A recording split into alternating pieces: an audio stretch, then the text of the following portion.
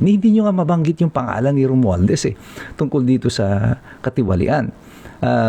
Parang mayroon kayong amnesia, nakakalimutan nyo ng lahat. At ngayon, pinaiikot nyo ang sambayan ng Pilipino at kinukumbinsi kami na huwag naming pansinin itong nangyayari na ito sa flood control. Ang pansinin namin ay si Sara Duterte.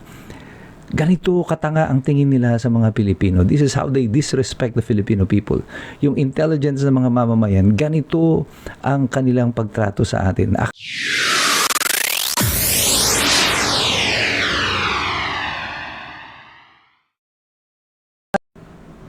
Ang buong makinarya ng administrasyon, ng pink, ng pula, ng dilaw ay nagsama-sama na at ito ay in full swing na ngayon to discredit si Sara Duterte.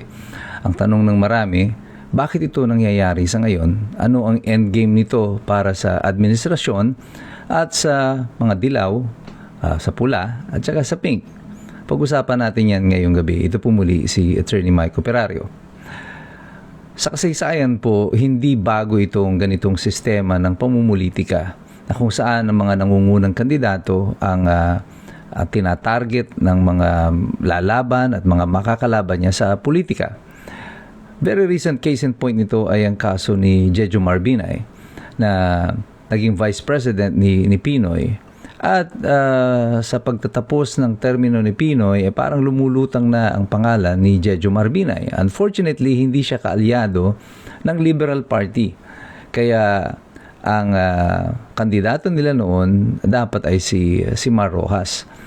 At para pahinain ang base of support ni Jejomar Binay, nag-umpisa na ang smear campaign sa kanya bago pa man sumapit ang 2016. As a matter of fact, parang mga 2014 pa lang, nag-umpisa nang lumabas sunod-sunod yung mga investigasyon and later on, mga kaso na isinampa kay Jejomar Binay. And for Mar Rojas then and the Liberal Party, that strategy worked. Humina si Jejomar Binay. Unfortunately, they did not count on the fact na tatakbo noon si Rodrigo Duterte as president. So they were outmaneuvered by the Rodrigo Duterte camp. Kaya nasayang lahat ng effort nila. But at least ngayon makikita nyo that the pattern is the same. Ang malakas na kandidato, kailangan pahinain sa pamamagitan ng mga smear campaign. Bakit kailangan gawin ito ng administrasyon sa tulong ng pink, ng pula, ng dilaw, at nagsama-sama na silang lahat laban dito kay Sara Duterte? Well, the obvious answer is because as of today, it appears that Sara Duterte will be president of the Republic of the Philippines if there will be an election in 2028. As a matter of fact, kahit nga ngayon mag-eleksyon, si Sara pa rin ang nananalo at mananalo. At wala pong kandidatong mailalaban ang mga pink at ang dilaw, kahit ng administrasyon sa kasalukuyan. Wala pa, pero pag-uusapan natin yan at may ibubulgar ako sa inyo sa susunod kung sino sa tingin ko magiging kandidato ng administrasyon. But as of the moment, may credibility problem ang lahat ng kalaban ni Sara Duterte. But nonetheless, susubukin pa rin nila the same formula that they tried kay Jejomar Binay. At itong si Madriaga na kanilang inilulutang na parang witness daw, star witness against kay Sara Duterte. Napanood na natin ito bukod doon sa investigasyon dito kay Binay noon, sa panahon ni Rodrigo Duterte, ginawa na rin ng mga pink ito. Remember yung si Bicoy? At basahin mo yung statement ni Madriaga, pati yung mga style ng testimonya ni Bicoy, parehong-pareho. Para bang iisa lang yung scriptwriter. Sana naman nagpalit man lang kayo ng scriptwriter ninyo. At ang lumulutang lang dito ay hindi po yung katapangan na sinasabi ng Liberal Party, nitong si Father Villanueva, kung ano-anong pinagsasasabi nila. Alam niyo, para po sa amin, ang malinaw nito ay ang pagiging ipokrito po ninyo sa sitwasyon na ito.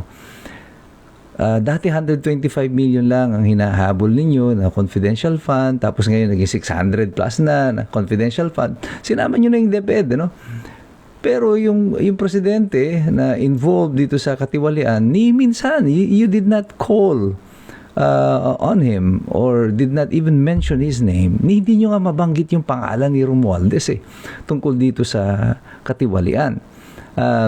Parang mayroon kayong amnesia, nakalimutan nyo ng lahat. At ngayon, pinaiikot nyo ang sambayan ng Pilipino at kinukumbinsi kami na huwag naming pansinin itong nangyayari na ito sa flood control. Ang pansinin namin ay si Sara Duterte.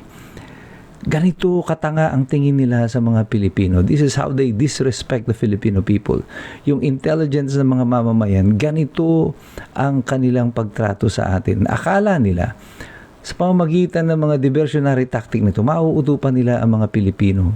Kinukumbinsi tayo, huwag yung panuorin yung flood control, huwag yun ang pansinin si Martin Romualdez, huwag yun ang pansinin si BBM tungkol dyan. Itong pansinin nyo, yung kaso ni Sara Duterte.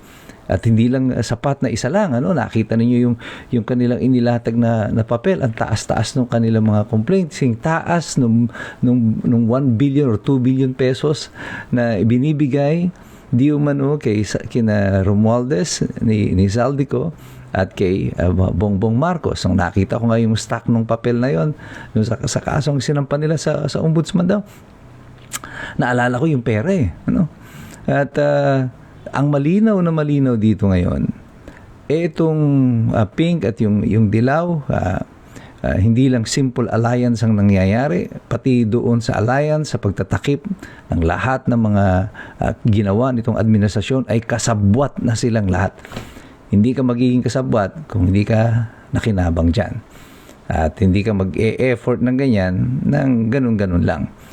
1.7 trillion ang nawawalang pera. At kung ikaw ay aatasan para pagtakpan ito, siyempre, papayag ka ba naman ng kakaning itik lang ang sa iyo? It has to be substantial.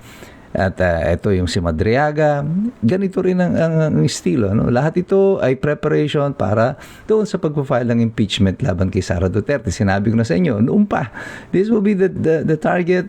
At pagkatapos, iisa-isahin yung mga kakamping senador ni Sara Duterte. And this is happening right now, exactly as I predicted. And itong ginagawa nila na iba pang mga diversionary tactic, yung sa DTI, yung 500 pesos na Noche Buena, ngayon 50 pesos naman daw sa college na baon, sapat na. Alam nyo, huwag nyo masyadong pansinin ito. Sapagkat ang tawag dito is another diversionary tactic. Nililihis po ang atensyon natin ng DTI kasi alam nila magagalit tayo doon sa kanyang mga sinasabi. I think yung kanya pong mga pahayag na yan about yung baon natin, alam naman natin hindi po sapat talaga yung 50 pesos, pero sasabihin nila para magalit kayo doon sa DTI Secretary na si Roque, magalit kayo doon sa 500 pesos na eventually makalimutan ninyo yung galit ninyo tungkol doon sa pagnanakaw. The intent for me is very obvious, na ginagalit kayo sa mga impormasyon dahil alam nila na itong mga klase ng impormasyon na to ang ikagagalit ng mga sambayan ng Pilipino upang eventually makakalimutan ninyo. At ang tingin nga nila, sobrang nipis ng utak natin na mga simple lang na diversionary information na gagaya nito ay mawawala na tayo agad sa hulog. Hindi na natin masusundan yung mga kung anong pinagagawa nilang pagnanakaw. But we are wiser now. Mas matalino na ang Pilipino ngayon. Kaya ako at tayong lahat, lagi ko kayong pinapaalalahanan, huwag niyong basta susundan o papakinggan yung sinasabi nila. Aralin ninyo kung ano ang hindi nila sinasabi. At ito, hindi nila sinasabi sa atin, siyempre, yung totoong intention nila. But they think na dahil makitid ang ating mga utak at bobo tayo mga Pilipino, hindi natin mapapansin yung kanilang mga ginagawa. But we know better now. Alam na natin yan. Sapagkat tayo, patuloy tayong nakikilahok. Tayo'y nagmamasid, tayo'y patuloy nag-i-engage dito sa usapin na ito.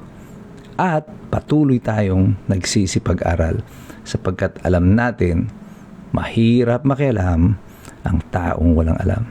So God bless you, God bless us all. Mabuhay ang Republika ng Pilipinas.